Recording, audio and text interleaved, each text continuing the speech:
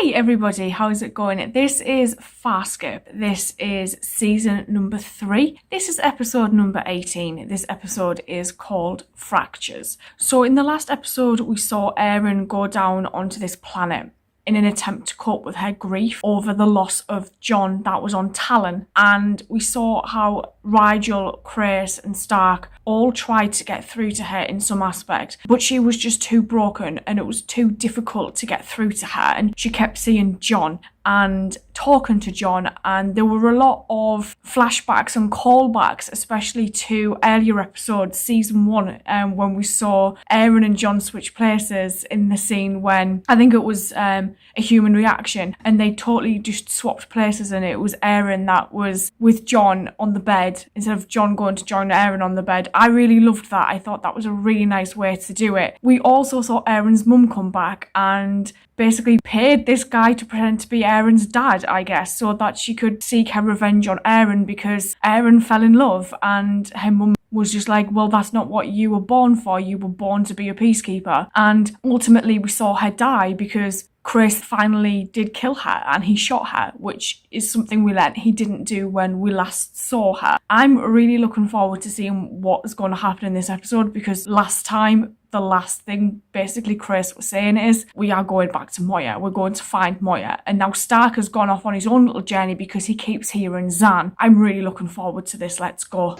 She's gonna be walking off that pod, I know it. Gianna's right, Erin's fine. I'm sure the other you has taken extra good care of her. All I meant was that I'm sure that he did everything that you would have done if you had been with Erin all this time. He doesn't want to hear that. Don't move.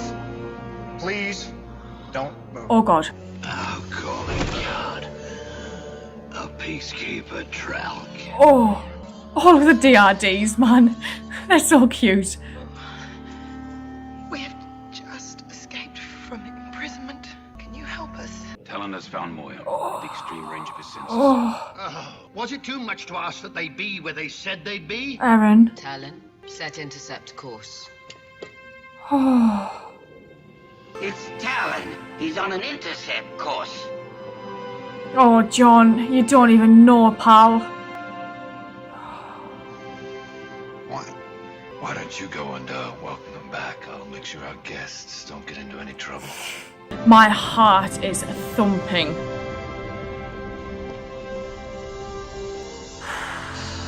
Sparky, how you doing, man? Long time no see. Yes, good to see you too. God, it's going to be awkward for Rigel as well, though, like, with the other John dying.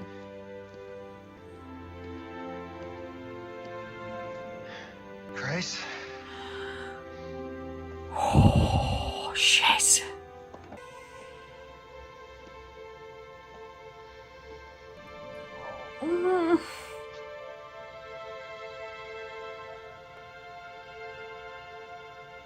Hello, John.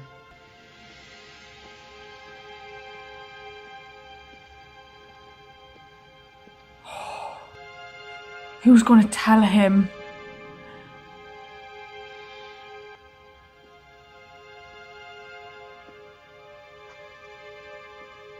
Oh my God. What's wrong? The, Crichton. Is dead. He's dead. If this image has appeared, it means my mask has reached its destination, and you have made contact with it. I have a message for you, Crichton. For you alone. Listen, Crichton, there's a Crichton, message.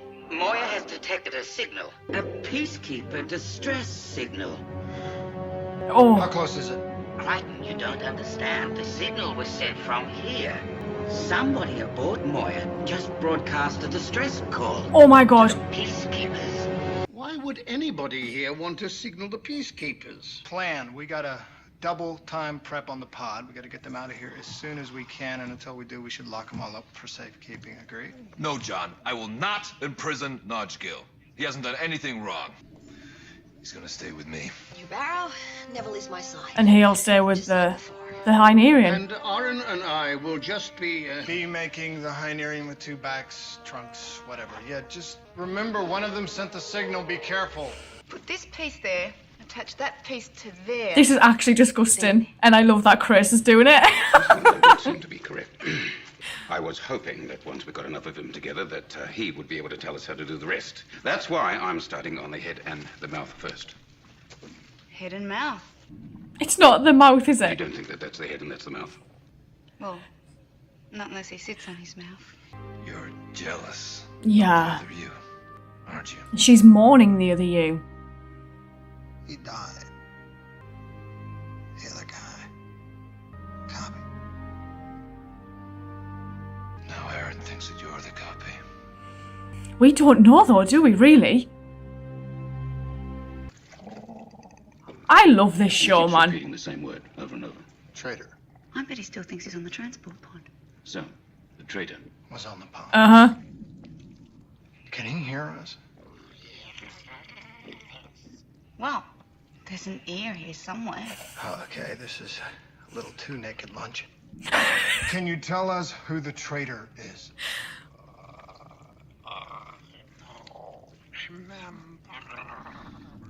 I've used all the brain matter we've found so far. It's possible the part of his memory that holds the answer isn't here. I love how committed to this Chris is. Shots where? Pilot, it's Dargo. I'm in the center chamber. Nodge Gill is being shot. I knew someone was gonna get shot. Pip, Yes. that is no help to us right now. If you can tell us who did it, that might be useful. Perhaps you know. No, I have no idea. We'll think hard. They were with Chiana. What's all the noise about? Where have you been? Let go of her, you lunatic Luxon. She's never left my side. Dargo, that's not helping me. Oh, There's been another signal. What? DRDs are trying to find the source. we can't keep starbursting. Starburst. Moya can't, not for another hour. And this signal, it sent out Moya's coordinates. Right, channel. Listen up. Unless we got a tech who can walk through walls or hypnotize DRDs, the bad guy's got to be with one of you. Now, we are not going to hurt anybody, but their transport is almost fixed, so I'm going to load them with supplies and send them to a very friendly commerce planet. All right, y'all. Everybody goes their own way. Okay? Pip. Sparky. Oh, God. Okay? He's a bit cocky, this dude, isn't he?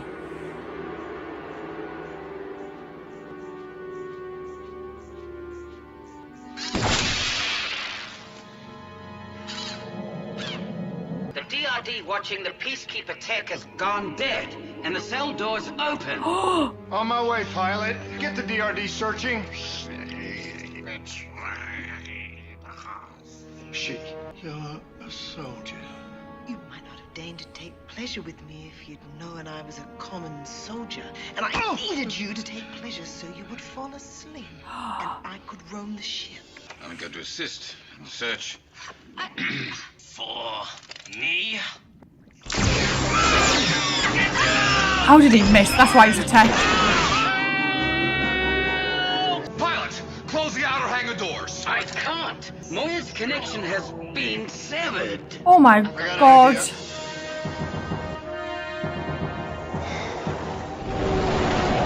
Begin broadcasting our location to the Peacekeepers.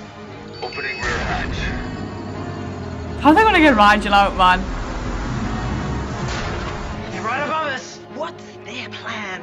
Oh, they're gonna kill you, bitch. Target, your position is good. I will fire close to the hatch. This cable gonna hold? It's iridium alloy, of course it'll hold, just like the Poodle. Udon, what are you talking about? Just follow my lead. Go now, Aaron, go! Well, this will be fun.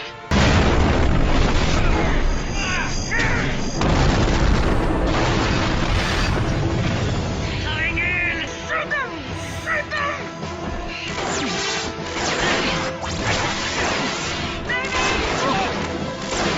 Oh, the tech's dead.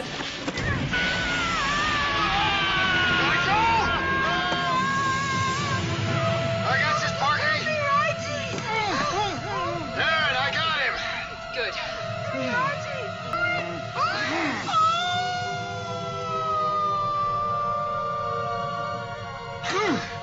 Hey, Buckwheat. How you doing? I will not be taken to task for having a trusting nature. Women. Furlough is still out there, somewhere. But for right now, the Scarens are back to square one. Yeah. Peacekeepers. They're your problem. Look at me. Don't let Scorpius crack this. Whatever it takes. You don't know how far Scorpius is in his wormhole research. You don't know where he keeps it. You don't know anything. How are you going to stop him? Yeah. I don't see another option. Scorpius has the knowledge from my brain, and I'm not going to let him shaft the universe with it.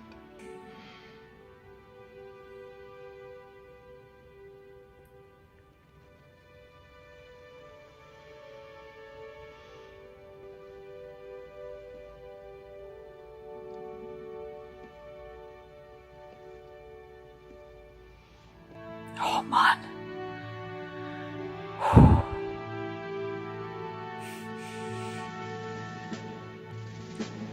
Yeah. There's one thing about Chris that you can depend on is that he trusts Aaron. I'm going to the command carrier. Go on. I'm going to stop Scorpius. I never expected this at all. The fact that the main focus of this episode wasn't the fact that the guys had came back from Talon. It was the whole concept of these prisoners, these peacekeeper prisoners that had escaped in this pod. But the tech and the Hynerian had struck a deal and were sending signals back to the Peacekeeper command carrier, I guess, where they were imprisoned. And Moya was having to starburst to get away from them, and Talon was trying to find us. But seeing how Aaron reacted to John when she first got off that transport pod was really interesting, because it was literally like, hello, John, and she just walked off. And what I really liked about this actually was Chris, and there's a side to Chris that we're seeing at the moment that I just really, really like, actually. And he, as I said at the end there, he really trusts Erin. He really trusts her judgment, what choices that she makes. Even though he might think they're not the best choice to make, he will still stand by her in whatever it is that she chooses to do. And when